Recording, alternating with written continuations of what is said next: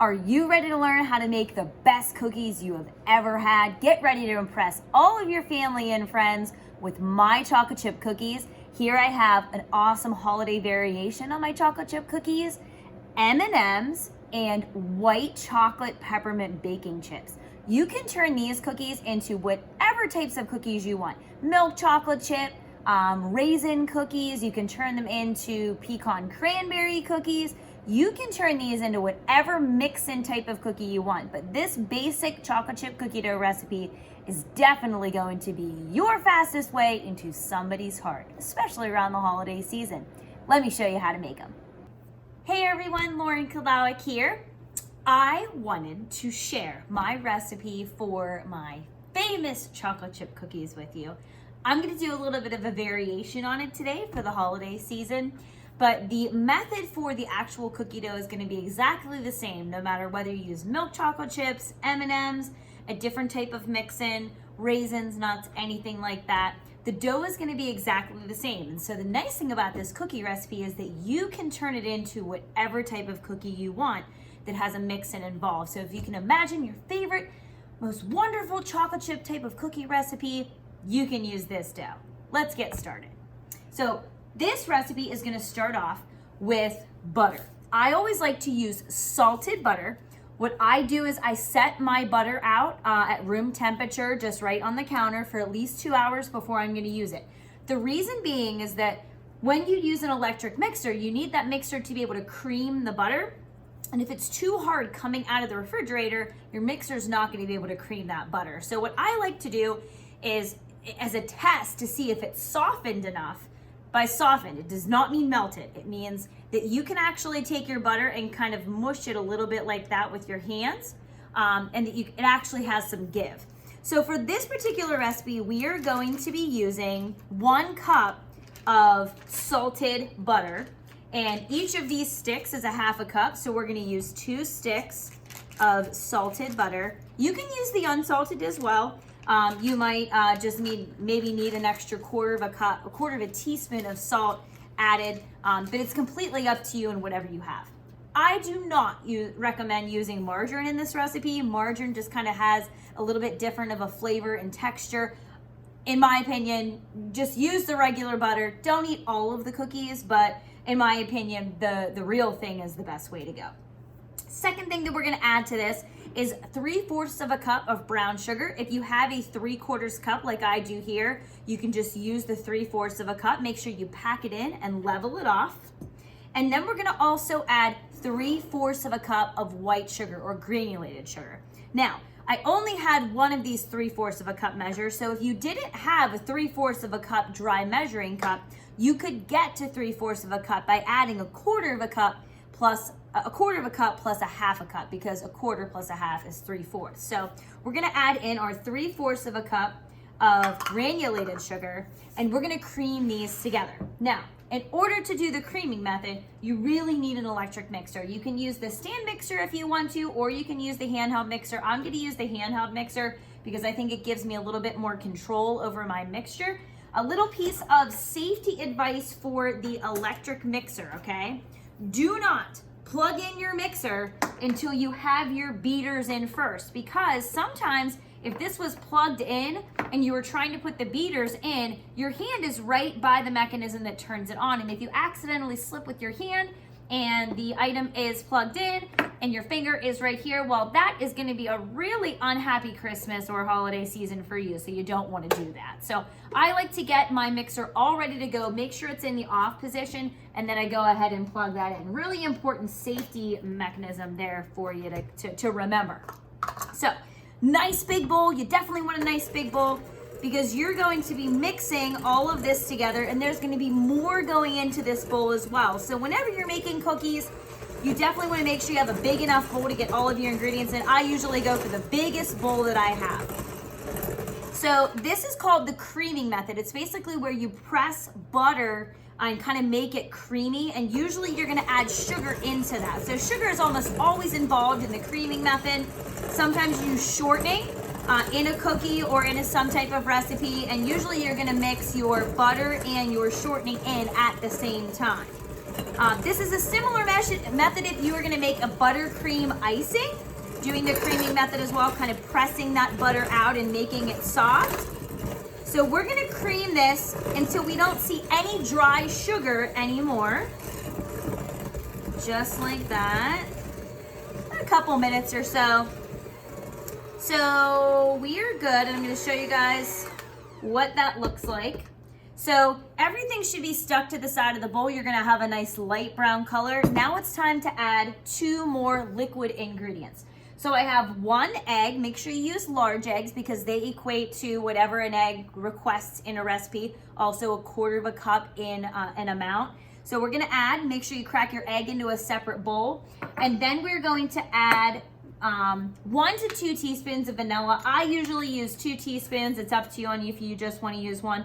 Make sure that whenever you measure your vanilla that you measure over a separate bowl because sometimes that can come out really quickly. I actually like to use my cracked egg bowl because I'm just gonna stick it into the sink anyway. If you were doing a different type of cookie and you wanted like an almond flavor, you could do almond extract. You can do maple extract, peppermint extract. Peppermint's kind of a little bit pungent, but I think it tastes good depending on what cookie you're using. So now we're going to mix in our eggs and vanilla into our creamed butter mixture, just like that. And that kind of presses all of that good vanilla flavor and egg into my creamed butter. And as you can see, I still have some spatter around my counter here. That's definitely why you want to get a nice big bowl. Otherwise, you have a lot of spatter. So that's why you wipe up your counter after you're all done. All right, there we go. Looks beautiful. All right, so I'm actually done with the electric mixer. I'm not going to use that for any more of this particular cookie, and I'll explain why in a few minutes. So now we're going to turn our attention to our dry ingredients. So the reason why I like to do my dry ingredients separate is that my leavening agent, being baking soda for this recipe, and my salt get evenly distributed around my dry ingredients. So as you can see, I have some flour in my bowl here. I already have 1.5 cups of flour, and I'm going to add 1 more cup of flour to that. I kept 1 behind so I could review with you all how to measure flour properly. Just like with another baked good like muffins or something like that, you want to make sure that you spoon in the flour because too much flour can lead to hard and dry baked goods, which you definitely do not want with cookies. So I like to spoon it up, heaping on the top. Oops. Okay.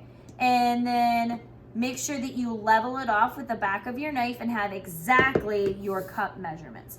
So in total, you need 2.5 cups of flour. When I'm trying to make a healthier cookie, I like to do half whole wheat flour, half regular flour. It gives some added fiber and protein, but it's completely up to you as to what you have on hand. Now I'm gonna add my leavening agent.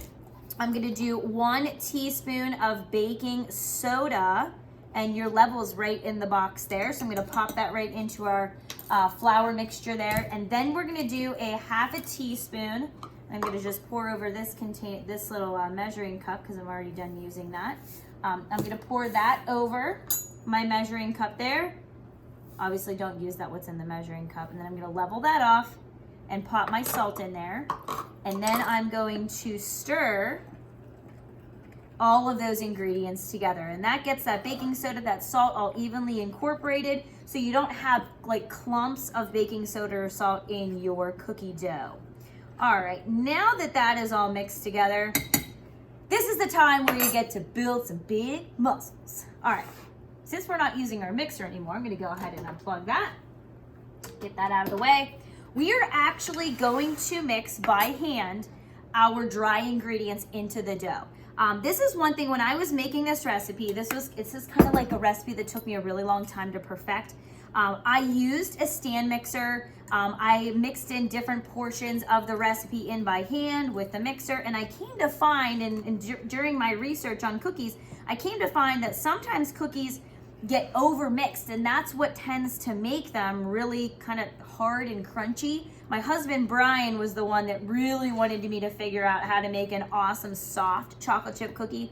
So I did a lot of research and tried a lot of different ingredients and to come up with the perfect flavor and texture. this is what I came up with. So I know that this part takes a long time. If you try to make this cookie yourself, just be patient. It does take a while to work in all of this flavor into the dough, but eventually it will all come together, I promise. But as it gets harder and harder to mix, it builds you even more muscles, burns some calories, and makes some big biceps. You're also gonna have a good dough at the end. But really, this is probably gonna take you about a solid 5 to 7 minutes. So as I stir here, I can dream about the cookies and when they come out of the oven. I'm so excited. So I will show you what this looks like in a couple minutes here as I continue to stir. Dough is well mixed, and to show you guys what that looks like, it's gonna look, again, light brown in color, but you're gonna start to see the dough stick to the edge of your spoon there. And now it's time to talk about and add our mix-ins. Now, traditionally, I usually use milk chocolate chips. I think milk chocolate chips give the best flavor for any chocolate chip cookie. There's a lot of people out there that like dark chocolate and semi-sweet chocolate. Totally up to you on what you want to add into your particular chocolate chip cookie.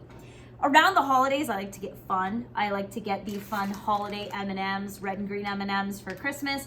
And I've also come to love these peppermint baking chunks. So what I actually used, I had on hand about a cup of the Ghirardelli peppermint chunks. It's white chocolate with peppermint pieces inside. And I used 1 cup of those. And then I used 1 cup of M&Ms. For this particular recipe, you need 2 cups of mix-ins of whatever you would like. I usually don't use any fresh fruit. Like I would stay away from things like raspberries and blueberries. It just gets too liquidy in the oven and it tends to make for a really soggy cookie. I like some solid ingredients. You can do cranberries, cranberries or raisins. You can do a cup of nuts. You can do any type of baking chip that you want. I like to do like butterscotch, peanut butter chips, things like that. So it's really up to what you want inside of your cookie. So basically, I just took in my bowl my 1 cup of the peppermint baking chips and then the 1 cup of the holiday M&Ms. And I'm gonna add those into our bowl here. And then we're gonna stir those. So for an ounce amount, the bags that I just showed you are usually in between 10 ounces and 12 ounces. For mix-in amounts, if you were measuring them out of a bigger bag or a bag that's already open, you really want to shoot for about 1 3/4 cup to 2 cups of mix-ins. And that's going to give you some really great even distribution of your mix-ins around your cookie dough. So basically, you're just trying to take your spoon and pressing those mix-in ingredients. Get back in there. Oh no, clean that up later. Pressing your mix-ins into your cookie dough so that you have a solid dough that you can form into dough balls. All right, so this part also takes a little bit of time. Again, building those biceps, burning some calories before you eat cookies. So just make sure that you get that all evenly mixed. And I think that looks really good. My goal is to get all of those little pieces, all of those little M&Ms or baking chunks stuck into the dough and make sure that all those pieces of dough have each type of mix-in since we're using 2 here. Now, 2 options, actually 3 options. I'll tell you the third one last. Some options that you have. You can turn this dough into cookies immediately. You can form it into balls, which I'll show you how to do, or you can actually refrigerate it. Ideally, if you can refrigerate cookie dough for 2 hours for it to become nice and firm, that butter actually sets up again in the refrigerator and actually makes for a softer cookie. So if you have the time to pop it into the fridge for 2 hours, I would ideally recommend doing that. That's what I'm gonna do today. But you can go ahead and bake this immediately if you wanted to. You can also take this dough and form it into little cookie dough balls about this size right here, and you can set it up on a baking sheet and in even little pieces here. Let me show you, I'll give you an example. On a baking sheet, you can set all of these little pieces up on a baking sheet and pop it into the freezer until your balls are completely solid. Then you take them off the baking sheet, pop them into a Ziploc bag, and then you have little individual cookie dough balls that you can take out and bake as you want. So for this part, we're actually going to take plastic wrap. Let me get my hands washed here.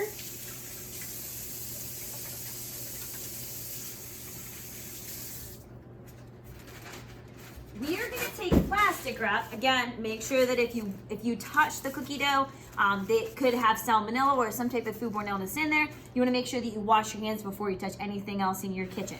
So I have my one piece of plastic wrap, and then I'm going to actually take another piece of plastic wrap and crisscross it. This is a good way to store cookie dough in the refrigerator for long, like for a couple days. I've used cookie dough and made cookie dough ahead up to 48 hours in advance. 24 to 48 hours is okay. Or if you're gonna make the dough immediately, you should let it chill for about 2 hours. Now, for a drop cookie, you can make cookies immediately. But if you're doing something like a rolled cookie, like a sugar cookie dough cookie, and it says to refrigerate the dough for a specific amount of time, it's really important that you do that with a rolled cookie because you need that dough to come back together and kind of hold its shape when you go to roll it out. These are what we call drop cookies because we're just gonna take them in balls and drop them right onto the baking sheet.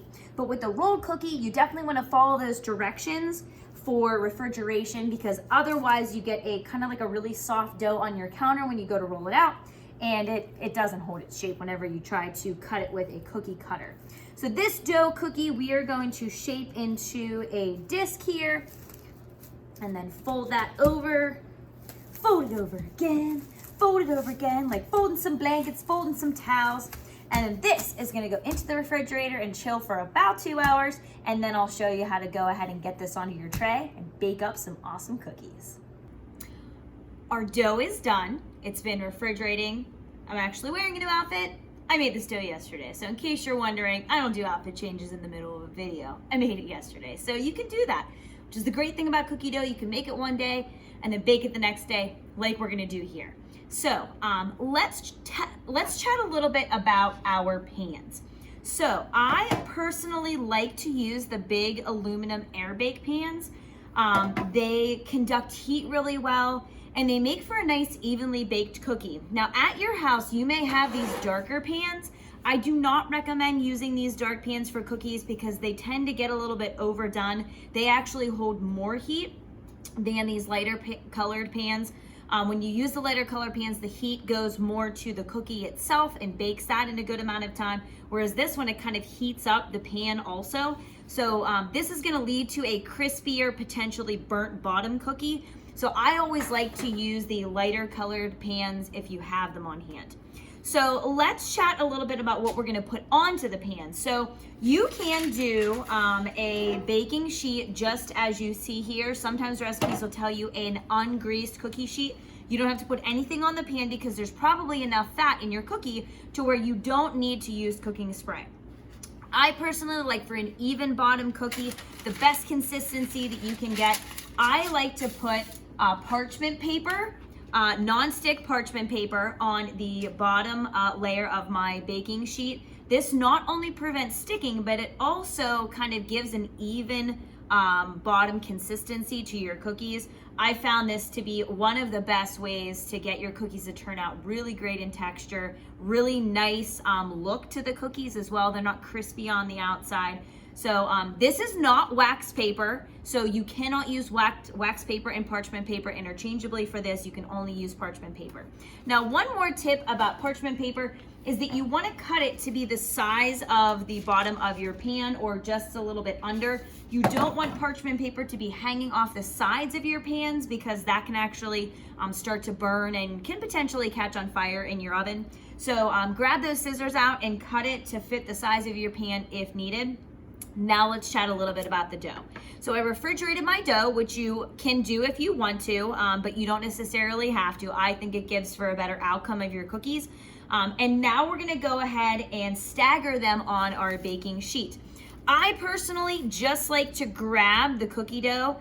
These chocolate chip cookies in general are what we call a drop cookie, which means that you just grab a piece of the dough and drop it right onto the pan. So with all of your dough, you're going to space it. Now you're not going to be able to cook all of this dough in one batch, which is why I have 2 pans going on here. And I'm actually going to need to do this process about 2 to 2.5 times. When you're spacing cookie dough, and I'll bring this over here so you guys can see this a little bit better.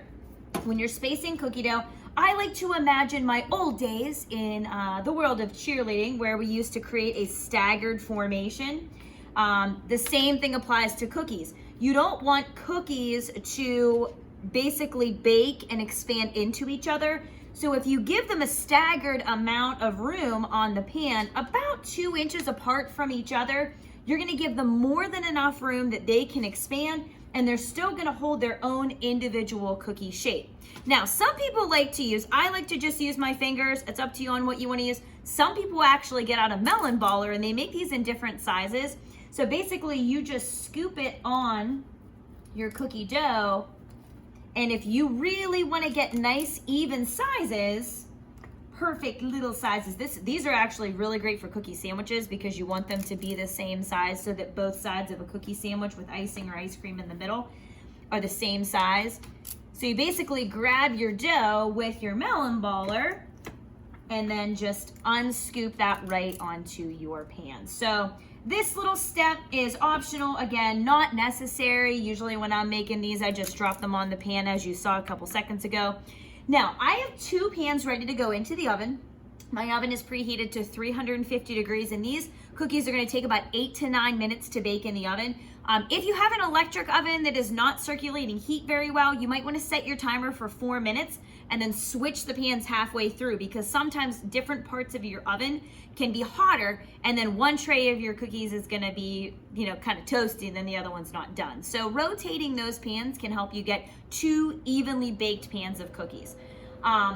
Now, I will set my timer for 4 minutes, and whenever you look at a recipe, this recipe says 8 to 9 minutes. I always set it for the least amount because you can always add time. You can't take time away. One more thing about cookies, resist, and baked goods in general, resist the temptation to open your oven a whole bunch of times. Every time you open that oven, you let heat out, and your oven takes a little bit of time to warm up again and to come to temperature. So the only time I would ever open the oven is to rotate my pans if needed, and then also to check on the cookies for doneness, which I'll show you how to check for doneness as soon as I pop these into the oven and let them do their baking. So we'll check them out whenever they're done. All right, so our cookies are out of the oven, and I'm gonna show you a couple things to look for here. Now, some people think that you should keep the cookies in until they're all golden brown. No, don't do that, okay? What we're looking for is the color of khaki pants. If you can imagine khaki pants that you might wear for a nice occasion, this is the color that we're looking for. So khaki colored pants is step 1. Step 2 is a little bit of golden brown on the edges. So on some of the little tips and peaks and stuff like that, we're looking for golden brown color. Not golden brown the whole way throughout, just a couple little bits of golden brown. Step 3 rather, okay? Can you see dough visibly in the middle of that cookie? If you can see, we don't see blobs of dough that are liquidy in the middle. These look really well cooked. So that's a good sign that these are done as well. Last thing that I like to do is I like to take my spatula, and after they sit on the tray for maybe 30 seconds, they're gonna start to firm up.